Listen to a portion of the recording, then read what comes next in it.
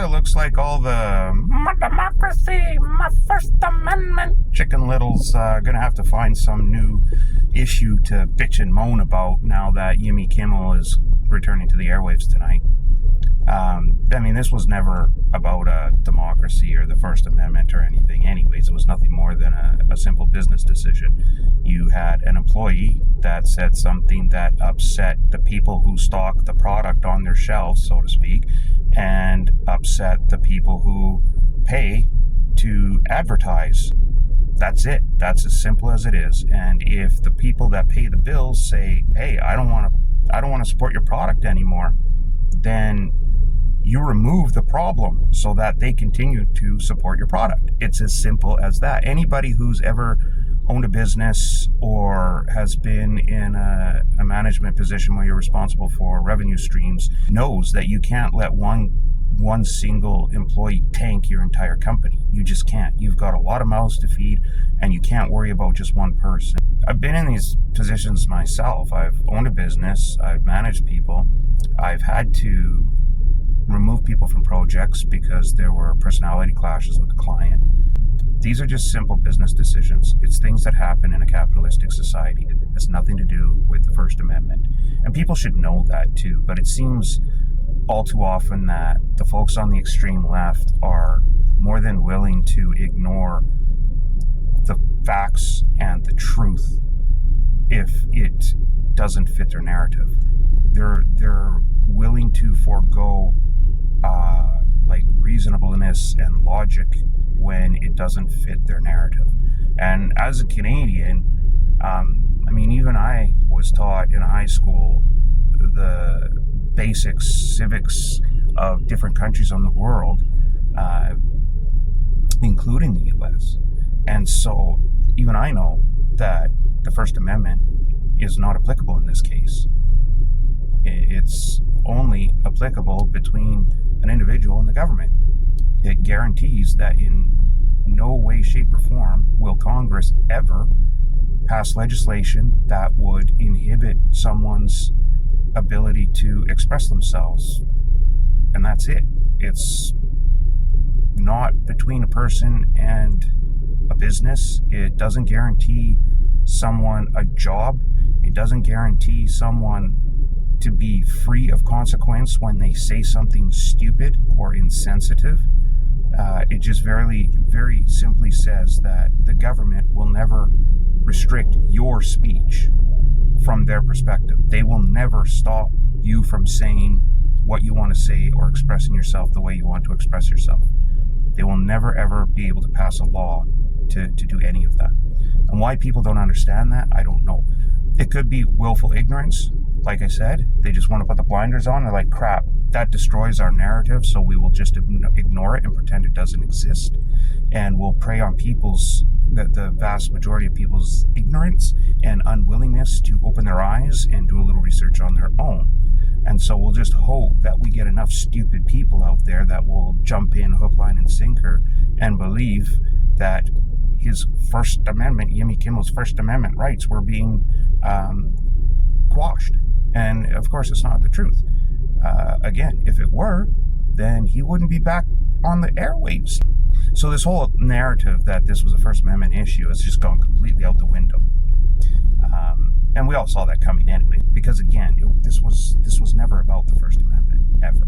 This was a business who had a rogue employee who said something that its distributors and the distributors' advertisers felt was inappropriate, and they didn't feel like they should have to support it, and that is their right.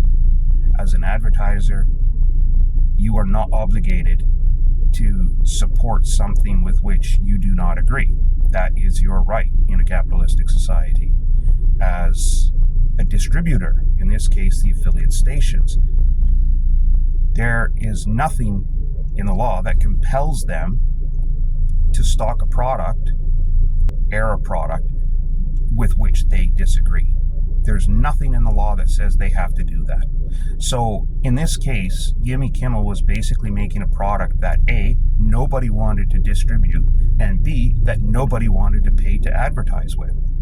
Nobody wanted to pay to support. So as a manager, the ABC Disney, if you have an employee, one person, who's tanking an entire revenue stream, you need to deal with that. So they suspended him until they could figure out some sort of amicable outcome. And so no one knows what was said, no one knows what was done, but he's back, and we'll see what happens. If he screws up again, I'm sure he will face consequences.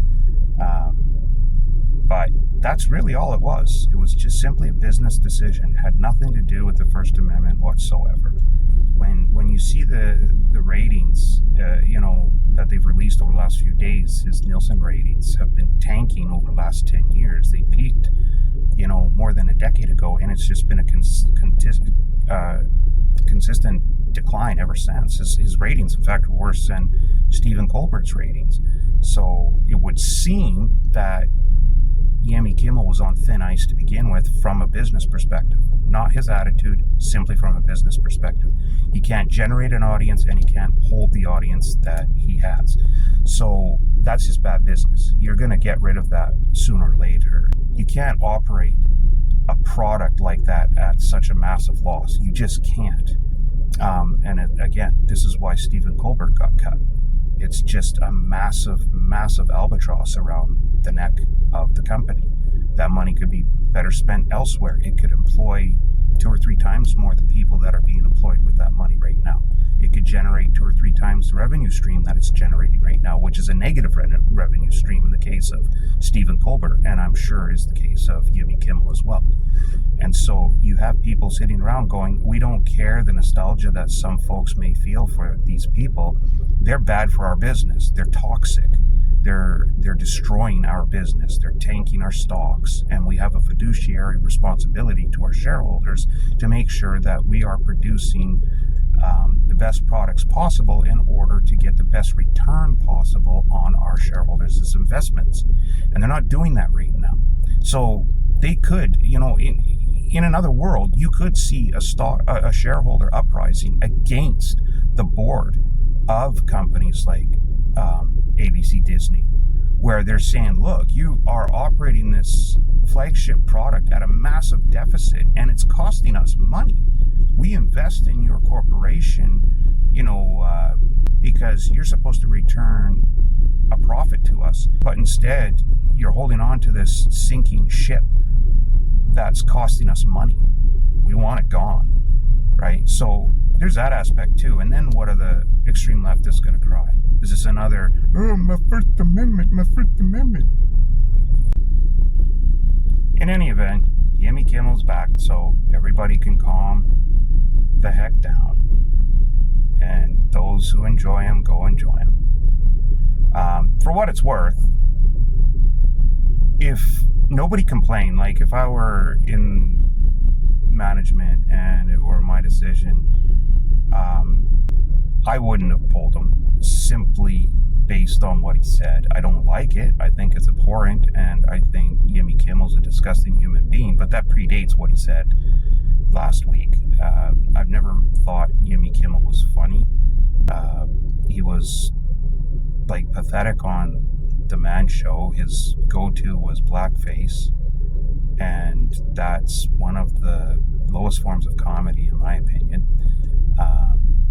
The only reason the Man Show was funny was because of Adam Carolla, and he was pathetic on Ben Stein. He was doing a woman's job, for crying out loud. But I mean, he cries like a bitch constantly, so no surprise there that he would fill the role of a woman.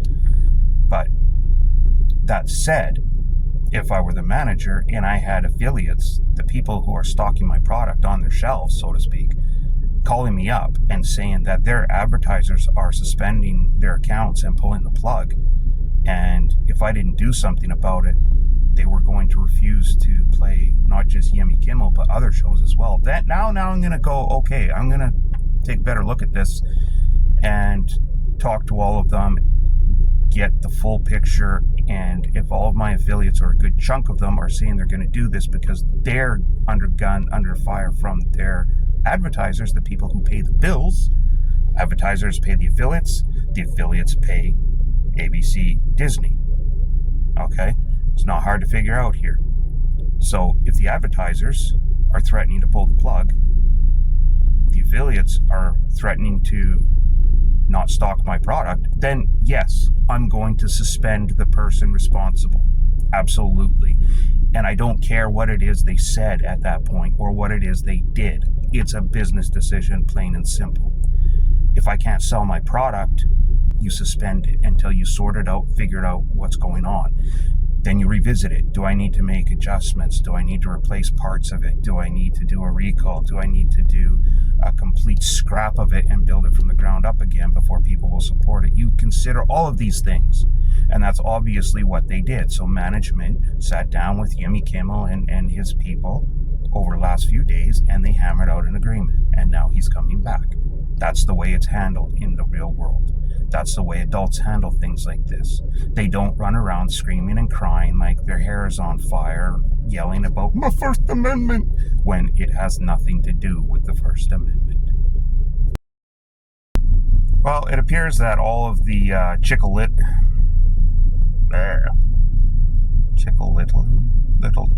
Jesus Christ.